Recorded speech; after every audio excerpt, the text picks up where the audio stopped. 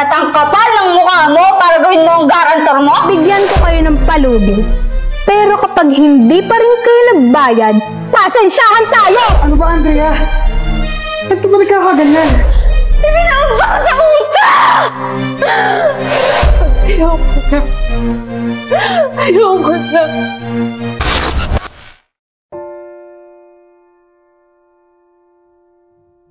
Hoy, Anteng! Hoy! Lumabas ka dyan! Magbayad ka na utang mo sa akin, Anteng! Hoy!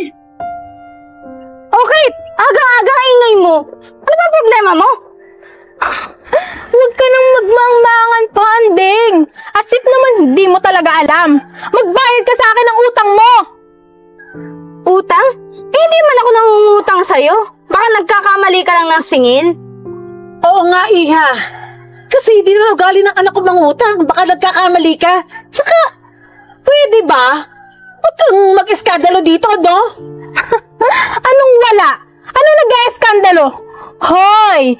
Para sabihin ko sa inyo, ginawa kang garantor ng mister mo! Ano? Eh, Kate, ilang buwan na kami hindi nagsasama ni Mick. Hiwalay na kami. Wala akong pakialam kung hiwalay na kayo. Ang sakin lang, bayaran nyo ang utang nyo ngayon din. Naiintindihan nyo? Teka lang. Naintindihan ka naman namin. Pero, sa ngayon, walang-wala talaga kami. Hirap din kasi kami. Kaya nga, saka sinabi ko naman sa'yo, hindi nga ako nangutang sa'yo. Pero sige, babayaran kita, pero hindi na ngayon. Sige, bibigyan ko kayo ng palugi. Pero kapag hindi pa rin kayo nagbayad, pasensyahan tayo! Naman ko na. Mick! Mick! Masaka ka pinto! Mick! Ano na naman ba, Andrea? Walang yakang kapal ng mukha mo?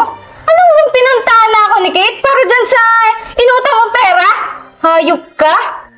Oh, tapos? Ano tapos? Yan lang reaction mo? Alam mo, Mick, wala ka talagang kwenta. Wala ka naman trabaho nakuha mo pang mangutang? At ang kapal ng mukha mo para gawin mo ang garantor mo? Bakit? Nung inutang ko naman yon, tayo pa! Malas lang. Hiwalay na tayo ngayon. Ababik! Saan ka kumukuha ng kakapalan ng mukha at yan ang mga pinagsasasabi mo? Aba, at ikaw pa tong galit? Tara na, ma. Mukha namang wala tayong mapapala sa batugang to. Pero ito ang tatandaan mo, Mick. Kakarmahin ka din. Pakonsensya ka sana. Diyos na ang bahala sa'yo. Tara na.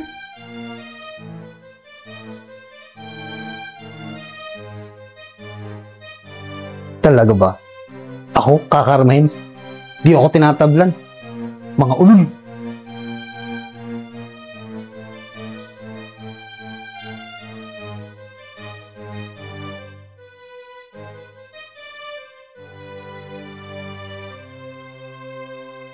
Ma, paano ba to? Kailan naman tayo naghihirap? Paano naman nagkasabay-sabay yung problema natin? Anak, kumalma ka. Kakayanan natin lahat ng problema. Hindi naman ibibigay ito sa atin ng Diyos nang hindi natin kaya, di ba? Ayan na naman tayo, May.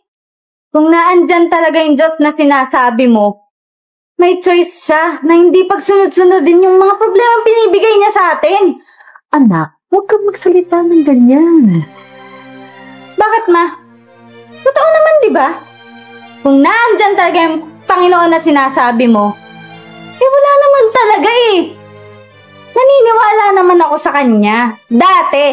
Paulit-ulit niya akong binibigo. Anak, saan ka papunta?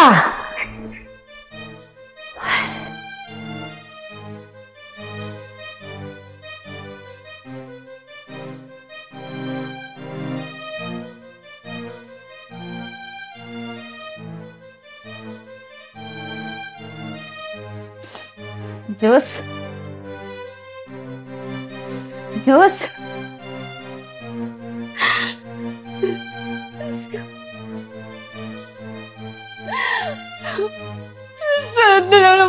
sa buhay ko.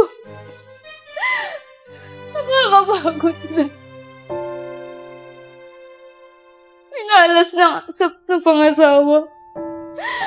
Ibinabang sa utang!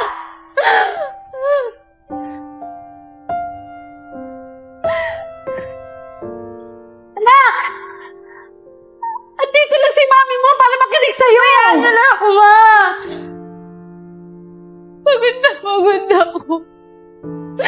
Pagod na ako para sa inyo lahat! Pabayaan niyo na ako dito na!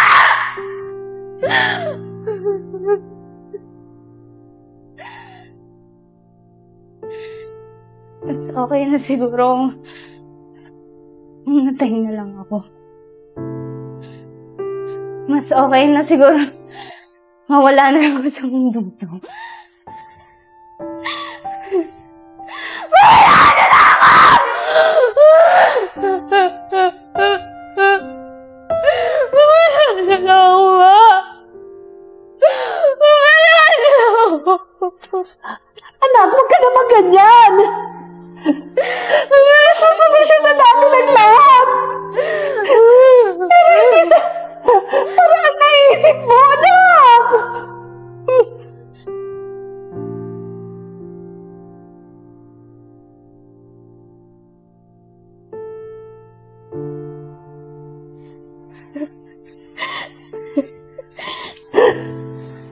Anak! Ano nangyari sa anak ko?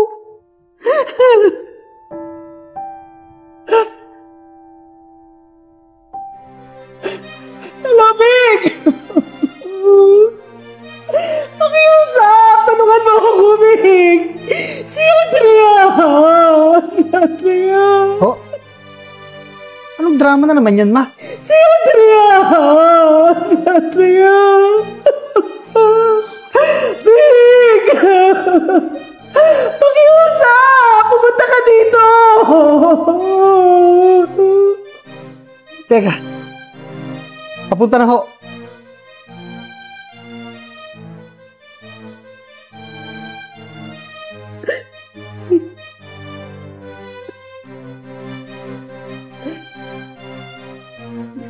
Ma!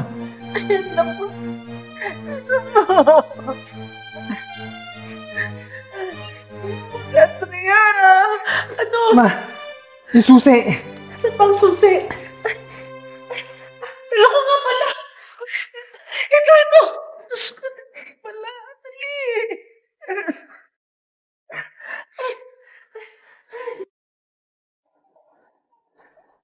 Ano ba, Andrea? Bakit ka ba nagkakaganyan? Pagod na ako, Mi. Pagod na ako sa mga problema dumadating sa atin. Ayoko na. Anak! Alam ko, pagod ka na, pero nandito naman ako para sa'yo, di ba?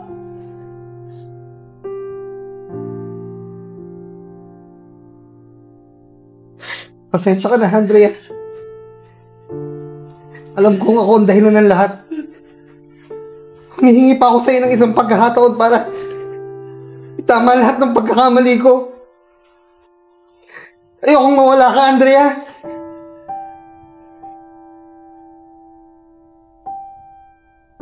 Pasensya ka na din.